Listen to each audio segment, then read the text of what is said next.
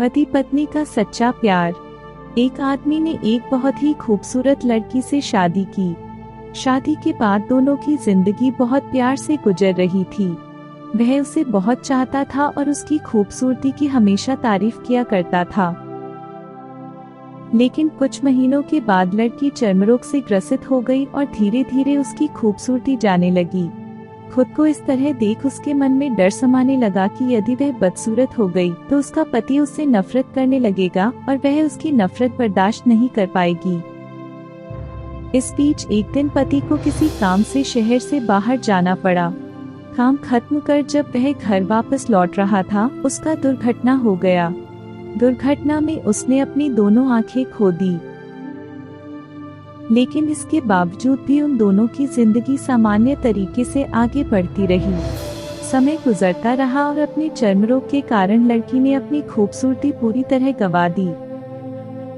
वह बदसूरत हो गई, लेकिन अंधे पति को इस बारे में कुछ भी पता नहीं था, इसलिए इसका उनके खुशहाल विवाहित जीवन पर कोई प्रभाव नहीं पड़ा।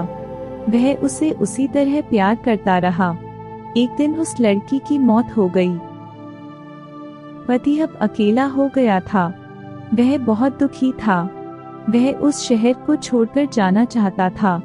उसने अंतिम संस्कार की सारी क्रियाविधि पूर्ण की और शहर छोड़कर जाने लगा। तभी एक आदमी ने पीछे से उसे पुकारा और पास आकर कहा, अब तुम बिना सहारे के अकेले कैसे चल पाओगे? इतने साल तो तुम्हारी पत्नी तुम्हारी मदद किया करती थी। पति ने जवाब दिया, दोस्त, मैं अंधा नहीं हूँ। मैं बस अंधा होने का नाटक कर रहा था, क्योंकि यदि मेरी पत्नी को पता चल जाता कि मैं उसकी बदसूरती देख सकता हूँ, तो यह उसे उसके रोग से ज्यादा दर्द देता। इसलिए मैंने इतने साल अंधे होने का दिखावा किया। वह बहुत अच्छी पत्नी थी। मैं बस उसे खुश रखना चाहता था। नैतिक शिक्षा।